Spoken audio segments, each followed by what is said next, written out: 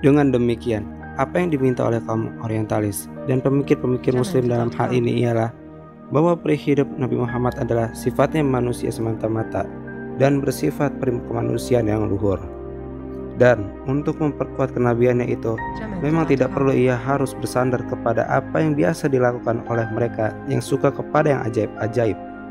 Dengan demikian, mereka beralasan sekali menolak tanggapan penulis-penulis Arab dan kaum muslimin tentang peri hidup Nabi yang tidak masuk akal itu. Mereka berpendapat bahwa apa yang dikemukakan itu tidak sejalan dengan apa yang diminta oleh Quran supaya merenungkan ciptaan Tuhan, dan bahwa undang-undang Tuhan takkan ada yang berubah-ubah, tidak sesuai dengan ekspresi Quran tentang kaum musyrik yang tidak mau mendalami dan tidak mau mengerti juga. Nabi Muhammad tinggal pada keluarga Sa'ad sampai mencapai usia 5 tahun, menghirup jiwa kebebasan dan kemerdekaan dalam udara Sahara yang lepas itu. Dari kabilah ini, ia belajar mempergunakan bahasa Arab yang murni, sehingga pernah ia mengatakan kepada teman-temannya kemudian, "Aku yang paling fasih di antara kamu sekalian. Aku dari Quraisy, tapi diasuh di tengah-tengah keluarga Sa'ad bin Bakr." 5 tahun masa yang ditempuhnya itu telah memberikan kenangan yang indah sekali dan kekal dalam jiwanya. Demikian juga Ibu Halimah dan keluarganya, tempat dia menumpahkan rasa kasih sayang dan hormat selama hidupnya itu. Penduduk daerah itu pernah mengalami suatu masa paceklik sesudah perkawinan Nabi Muhammad dengan Khadijah, bila mana Halimah kemudian mengunjunginya. Sepulangnya, ia dibekali dengan harta Khadijah berupa uang yang dimuati air dan 40 ekor kambing. Dan setiap dia datang dibentangkannya pakaiannya yang paling berharga untuk tempat duduk Ibu Halimah sebagai tanda penghormatan. Ketika Syaimah, putrinya, berada di bawah tawanan bersama-sama pihak Hawazin setelah Taif dikepung, kemudian dibawa kepada Nabi Muhammad, ia segera mengenalnya. Ia dihormati dan dikembalikan kepada keluarganya sesuai dengan keinginan wanita itu. Sesudah 5 tahun kemudian Nabi Muhammad kembali kepada ibunya. Dikatakan juga bahwa Halimah pernah mencari tatkala ia sedang membawanya pulang ke tempat keluarganya tapi tidak menjumpainya. Ia mendatangi Abdul Muthalib dan memberitahukan bahwa Nabi Muhammad telah sesat jalan ketika berada di hulu kota Mekah. Lalu Abdul Muthalib pun menyuruh orang mencarinya, yang akhirnya dikembalikan oleh Waraqah bin Naufal. Demikian setengah orang berkata. Kemudian Abdul Muthalib yang bertindak mengasuh cucunya itu, ia memeliharanya sungguh-sungguh dan mencurahkan segala kasih sayangnya kepada cucunya ini. Biasanya buat orang tua itu diletakkannya hamparan tempat dia duduk di bawah naungan Ka'bah, dan anak-anaknya lalu duduk pula sekeliling hamparan itu sebagai penghormatan kepada orang tua. Tetapi apabila Nabi Muhammad yang datang, maka didudukkannya ia di sampingnya di atas hamparan itu sambil ia mengelus-elus punggungnya. Melihat betapa besarnya rasa cintanya itu, paman-paman Nabi Muhammad tidak mau membiarkannya di belakang dari tempat mereka duduk itu. Lebih-lebih lagi kecintaan kakek itu kepada cucunya ketika Aminah kemudian membawa anaknya itu ke Madinah untuk diperkenalkan kepada saudara-saudara kakeknya dari pihak keluarga Najjar. Dalam perjalanan itu dibawanya juga Aiman, budak perempuan yang ditinggalkan ayahnya dulu. Sesampai mereka di Madinah, kepada anak itu diperlihatkan rumah tempat ayahnya meninggal dulu, serta tempat ia dikuburkan. Itu adalah yang pertama kali ia merasakan sebagai anak yatim, dan barangkali juga ibunya pernah menceritakan dengan panjang lebar tentang ayah tercinta itu, yang setelah beberapa waktu tinggal bersama-sama kemudian meninggal dunia di tengah-tengah pamannya dari pihak ibu.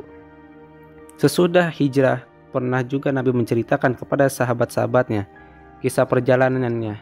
Yang pertama ke Madinah dengan ibunya itu, kisah yang penuh cinta pada Madinah, kisah yang penuh duka pada orang yang ditinggalkan keluarganya.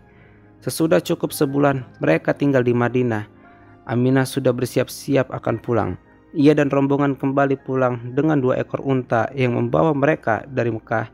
Tetapi tengah perjalanan ketika mereka yang sampai di Abwa, ibunda Aminah menderita sakit yang kemudian meninggal dan dikuburkan pula di tempat itu. Anak itu oleh Aiman dibawa pulang ke Mekah, pulang menangis dengan hati yang sangat pilu, sebatang kara. ia makin merasa kehilangan, sudah ditakdirkan menjadi anak yatim. Terasa olehnya hidup yang makin sunyi, makin sedih. Baru beberapa hari yang lalu ia mendengar dari ibunda keluhan duka kehilangan ayahanda semasa ia masih dalam kandungan. Kini ia melihat sendiri di hadapannya ibunya pergi untuk tidak kembali lagi seperti ayahnya dulu. Tubuh yang masih kecil itu kini dibiarkan memikul beban hidup yang berat sebagai yatim piatu. Lebih-lebih lagi kecintaan Abdul Muthalib kepadanya. Tetapi sungguh pun begitu, kenangan sedih sebagai anak yatim piatu itu bekasnya masih mendalam sekali dalam jiwanya. Sehingga di dalam Quran pun disebutkan ketika Allah mengingatkan Nabi akan nikmat yang dianugerahkan kepadanya itu. Bukankah engkau dalam keadaan yatim piatu, lalu diadakannya orang yang akan melindungimu dan menemukan kamu kehilangan pedoman, lalu ditunjukkannya jalan itu. Kenangan yang memilukan hati ini barangkali akan terasa agak meringankan juga sedikit sekiranya Abdul Muthalib masih dapat hidup lebih lama lagi. Tapi orang tua itu juga meninggal dalam usia 80 tahun. Sedang Nabi Muhammad itu waktu itu baru berumur 8 tahun. Sekali lagi Nabi Muhammad dirundung kesedihan karena kematian kakeknya, seperti yang sudah dialaminya ketika ibunya meninggal. Begitu sedihnya ia sehingga selalu ia menangis sambil mengantarkan keranda jenazah sampai ke tempat peranduan terakhir. Bahkan sesudah itu pun ia masih tetap mengenangkannya. Sekalipun sesudah itu di bawah asuhan Abu Thalib pamannya, ia mendapat perhatian dan pemeliharaan yang baik sekali, mendapat perlindungan sampai masa kenabiannya yang terus demikian sampai pamannya itu pun akhirnya meninggal. Sebenarnya kematian Abdul Muthalib ini merupakan pukulan berat bagi keluarga Hashim semua. Di antara anak-anaknya itu tak ada yang seperti dia, yaitu mempunyai keteguhan hati, kewibawaan, pandangan yang tajam, terhormat dan berpengaruh di kalangan Arab semua. Dia menyediakan makanan dan minuman bagi mereka yang datang berziarah, memberikan bantuan kepada penduduk Mekah bila mereka mendapat bencana. Sekarang ternyata tak ada lagi dari anak-anaknya itu yang akan dapat meneruskannya, yang dalam keadaan miskin tidak mampu melakukan itu, sedang yang kaya hidupnya kikir sekali. Oleh karena itu, maka keluarga Umayyah yang lalu tampil ke depan akan mengambil tampuk pimpinan yang memang sejak dulu diinginkan, tanpa menghiraukan ancaman yang datang dari pihak keluarga Hashim. Pengasuhan Nabi Muhammad dipegang oleh Abu Thalib, sekalipun dia bukan yang tertua di antara saudara-saudaranya. Saudara tertua adalah Harith, tetapi dia tidak seberapa mampu. Sebaliknya Abbas yang mampu, tapi dia kikir sekali dengan hartanya. Oleh karena itu, ia memegang urusan siqaya atau pengairan dan tanpa mengurus rifada atau makanan. Sekalipun dalam kemiskinannya itu, tapi Abu Thalib mempunyai perasaan paling halus dan terhormat di kalangan Quraisy. Dan tidak pula mengherankan kalau Abdul Muthalib menyerahkan asuhan Nabi Muhammad kemudian kepada Abu Thalib. Abu Thalib mencintai kemenakannya itu sama seperti Abdul Muthalib juga. Karena kecintaannya itu ia mendahulukan kemenakan daripada anak-anaknya sendiri. Budi pekerti Nabi Muhammad yang luhur, cerdas, suka berbakti dan baik hati, itulah yang lebih menarik hati pamannya. Pernah pada suatu waktu ketika ia akan pergi ke Syam membawa dagangan. Ketika itu usia Nabi Muhammad baru 12 tahun. Mengingat sulitnya perjalanan menyeberangi padang pasir, tak terpikirkan olehnya akan membawa Nabi Muhammad. Akan tetapi Nabi Muhammad yang dengan ikhlas menyatakan akan menemani pamannya itu, juga yang menghilangkan sikap ragu-ragu dalam hati Abu Thalib. Anak itu lalu turut serta dalam rombongan kafilah hingga sampai di Busra di sebelah selatan Syam. Dalam buku-buku riwayat hidup Nabi Muhammad diceritakan bahwa dalam perjalanan inilah ia bertemu dengan rahib Bahira, dan bahwa rahib itu telah melihat tanda-tanda kenabiannya padanya sesuai dengan petunjuk cerita-cerita Kristen.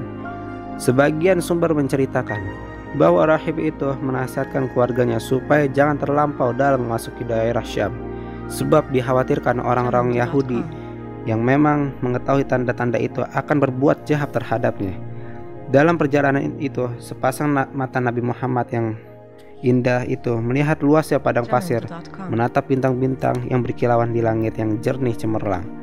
Dilaluinya daerah-daerah Madian, Wadi Qura, serta peninggalan bangunan-bangunan Thamud. Didengarnya dengan telinganya yang tajam segala cerita orang-orang Arab dan penduduk pedalaman tentang bangunan-bangunan itu, tentang sejarahnya masa lampau. Dalam perjalanan ke daerah Syam ini, ia berhenti di kebun-kebun yang lebat dengan buah-buahan yang sudah matang, yang akan membuat ia lupa akan kebun-kebun di Taif, serta segala cerita orang tentang itu. Taman-taman yang dilihatnya dibandingkannya dengan dataran pasir yang gersang dan gunung-gunung tandus di sekeliling Mekah itu. Di Syam ini juga Nabi Muhammad mengetahui berita-berita tentang kerajaan Romawi dan agama Kristennya. Didengarnya berita tentang kitab suci mereka serta oposisi Persia dari penyembah api terhadap mereka dan persiapan yang menghadapi perang dengan Persia. Sekalipun usianya baru 12 tahun, tapi dia sudah mempunyai persiapan kebesaran jiwa, kecerdasan, dan ketajaman otak. Sudah mempunyai tinjauan yang begitu dalam dan ingatan yang cukup kuat, serta segala sifat-sifat yang semacam itu yang diberikan alam kepadanya sebagai suatu persiapan akan menerima risalah atau misi maha besar yang sedang menantinya. Ia melihat ke sekeliling dengan sikap menyelidiki, meneliti. Ia tidak puas terhadap segala yang didengar dan dilihatnya. Ia bertanya kepada diri sendiri, di manakah kebenaran dari semua itu? Tampaknya Abu Thalib tidak banyak membawa harta dari perjalanannya itu. Ia tidak lagi mengadakan perjalanan demikian, malah sudah merasa cukup dengan yang sudah diperolehnya itu. Ia menetap di Mekah mengasuh anak-anaknya yang banyak sekali dengan harta yang tidak seberapa. Nabi Muhammad juga tinggal dengan pamannya, menerima apa yang ada. Ia melakukan pekerjaan yang biasa dilakukan atau dikerjakan oleh mereka yang seusia dia. Bila tiba bulan-bulan suci, kadang ia tinggal di Mekah dengan keluarga, kadang-kadang pergi bersama mereka ke pekan-pekan yang berdekatan dengan Ukaz, Majana, dan Dul Majaz, mendengarkan sajak-sajak yang dibawakan oleh penyair-penyair Mudahabad dan Mu'allakat. Pendengarannya terpesona oleh sajak-sajak yang fasih, melukiskan lagu cinta dan puisi-puisi kebanggaan, melukiskan nenek moyang mereka, peperangan mereka, kemurahan hati, dan jasa-jasa mereka. Didengarnya ahli-ahli pidato, di antaranya orang-orang Yahudi dan Nasrani yang membenci paganisme Arab. Mereka berbicara tentang kitab-kitab suci Isa dan Musa dan mengajak kepada kebenaran menurut keyakinan mereka. Dinilainya semua itu dengan hati nuraninya. Dilihatnya ini lebih baik daripada paganisme yang telah menghanyutkan keluarganya itu. Tetapi tidak sepenuhnya ia merasa lega. Dengan demikian, sejak muda belia, takdir telah mengantarkannya ke jurusan yang akan membawanya ke suatu saat bersejarah. Saat mula pertama datangnya wahyu, tatkala Tuhan memerintahkan ia menyampaikan risalahnya itu, yakni risalah kebenaran dan petunjuk bagi seluruh umat manusia. Kalau Nabi Muhammad sudah mengenal seluk-beluk jalan padang pasir dengan pamannya Abu Thalib, sudah mendengar para penyair ahli-ahli pidato membacakan sajak-sajak dan pidato-pidato dengan keluarganya dulu di pekan sekitar Mekah selama bulan-bulan suci, maka ia juga telah mengenal arti memanggul senjata ketika ia mendampingi paman-pamannya dalam perang Fijar. Dan perang Fijar itulah diantaranya yang telah menimbulkan dan ada sangkut pautnya dengan peperangan di kalangan kabilah-kabilah Arab, dinamakan Al-Fijar karena ia terjadi dalam bulan-bulan suci. Pada waktu kabilah-kabilah seharusnya tidak boleh berperang. Pada waktu itulah pekan-pekan dagang diadakan di Ukaz yang terletak antara Taif dengan Nakhla dan antara Majana dengan Dul Majaz, tidak jauh dari Arafat. Mereka di sana saling tukar-menukar perdagangan, berlomba dan berdiskusi. Sesudah itu kemudian berziarah ke tempat berhala-berhala mereka di Ka'bah. Pekan Ukaz adalah pekan yang paling terkenal di antara pekan-pekan Arab lainnya. Di tempat itu, penyair-penyair terkemuka membacakan sajak-sajak yang terbaik. Di tempat itu, Uz atau bin Sa'idah berpidato, dan di tempat itu pula orang-orang Yahudi, Nasrani, dan penyembah-penyembah berhala masing-masing mengemukakan pandangan dengan bebas, sebab bulan itu bulan suci. Akan tetapi, Baraz bin Qais dari kabilah Kinana tidak lagi menghormati bulan suci itu dengan mengambil kesempatan membunuh Urwa Ar-Rahal bin Utbah dari kabilah Hawazin.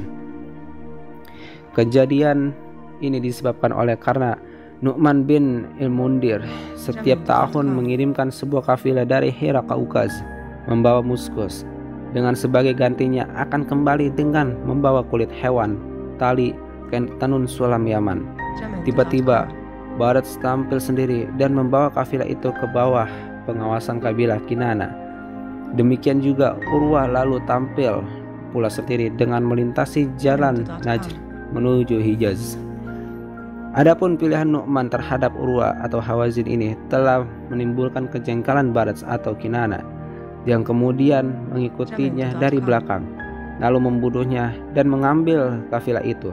Sesudah itu kemudian Barats memberitahukan kepada Bashar bin Abi Hazim bahwa pihak Hawazin akan menuntut balas kepada Quraisy.